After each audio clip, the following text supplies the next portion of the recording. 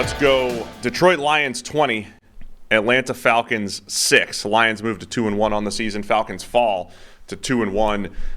Lions, after a rough game defensively against Seattle last week, they come back and sack Desmond Ridder 7 times for the Falcons.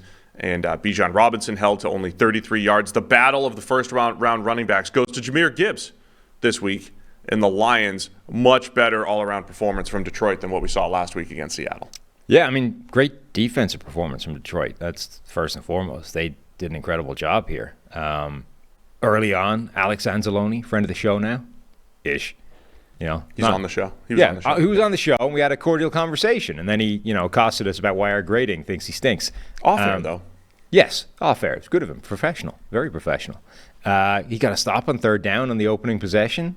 I forced the punt. Great play. Third and short, like the exact type of play where linebackers are getting screwed in today's NFL. It's a tough assignment. Brings down his man, forces the punt. Great play, Alex. Good work. See, mending bridges. Yeah, there you go. Well done. I've been concerned about Detroit's pass rush over the last couple of weeks, where it's been Aiden Hutchinson and no one else really stepping up. But in this game, they absolutely stepped up. Desmond Ridder to blame for probably a couple of those sacks as well, but Alim McNeil up front making a ton of big plays, being disruptive. Aiden Hutchinson had his a really disruptive game. Andy actually got home, got some sacks in there as well because he had other people moving. Desmond Ridder had the quarterback moving around. It wasn't just one guy winning, but Hutchinson, they continued to move him around, had a sack lined up over the guard. I think it was against Matt Bergeron, the second round guard for the Falcons. But just a much better performance up front from the Lions. And look, the Falcons, we love every week we're raving about Bijan Robinson. First carry went for 11 yards. That was his long, I believe. And the Falcons just kept running into unfavorable numbers. They had guys like Brian Branch knifing in, the rookie with the unblocked tackle for loss. And the Lions made the Falcons one-dimensional, and that turns into a game where Desmond Ridder's inconsistent and getting sacked 7 times. Yeah, their defense did a really good job collectively of just clamping down that run. Like, Bijan ends up with 33 rushing yards, 34 of which came after contact. Like, he had nowhere to go. And there were some plays where he was making things happen still, and there was just no room. They absolutely stopped him going anywhere. Did a great job there. It also, I have to check that one, but it felt like any time there was they focused 100% on the run, and then any time there was an obvious passing situation, it felt like they just sent the house against Desmond Ridder and said, if you can figure it out, good luck. Like, fair play. We don't think you will. And they didn't. It worked. Yeah, so trying to figure out, the Lions have 2 good games defensively, basically, and the rough one last week against Seattle.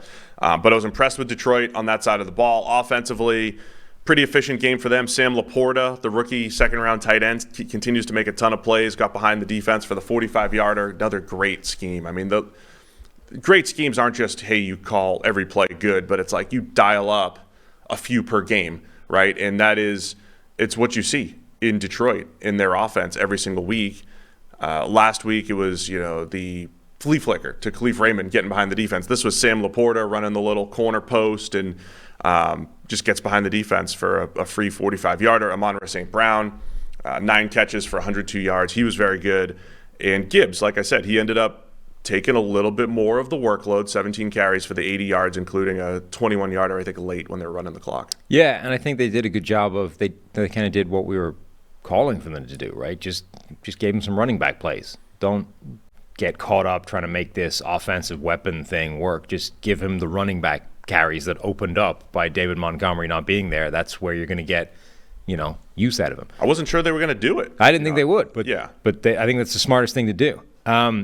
We also need to, so we're 3 weeks into the season, right? Which means it's time to take victory laps. Because obviously at this point, we know. Yes. Right? Brian Branch is incredible. That dude is amazing. Brian Branch is going to be one of the best defensive players in this draft class, which I've said all the way along, and I'm now 3 weeks in, I'm comfortable that that's true. The dude, 9 targets, gave up 5 catches for 32 yards, i.e. nothing.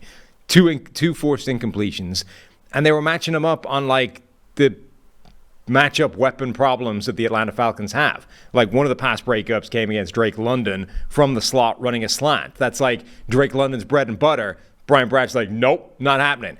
He's also matched up against Kyle Pitts running outbreaking routes from having to shift off his guy from the slot and then track that down. Brian Branch looks like one of the best defenders from this draft. He looks absolutely incredible. And I do not understand why that guy slipped to the second round. Fair. You're allowed to take a victory lap if I agree with you. Good.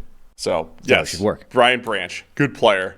Detroit Lions, good win for Detroit. Atlanta falls to 2-1. My big takeaway with Atlanta is if Bijan Robinson isn't making the superhuman plays, not just him, but, if Kyle Pitts or Drake London, if they're not making the superhuman plays, they're And he not, made, like, not that's great. the thing. Like, there was a play where he, like, bounces off a linebacker, gets a few more yards, bounces off some more contact, then goes down. It's like he was doing what he could do. It was just the Lions went, not today. And then something else has to step up. Like, no matter how good your running back is, if you want to, as a defense, you can stop it, but not without opening up something else. Now, the problem Atlanta has right now is there's nothing else necessarily. Like, the other else is not capable of making plays independently on a reliable basis, and it needs to be. Like, if Ritter can't win in these circumstances, then he can't be QB for that team.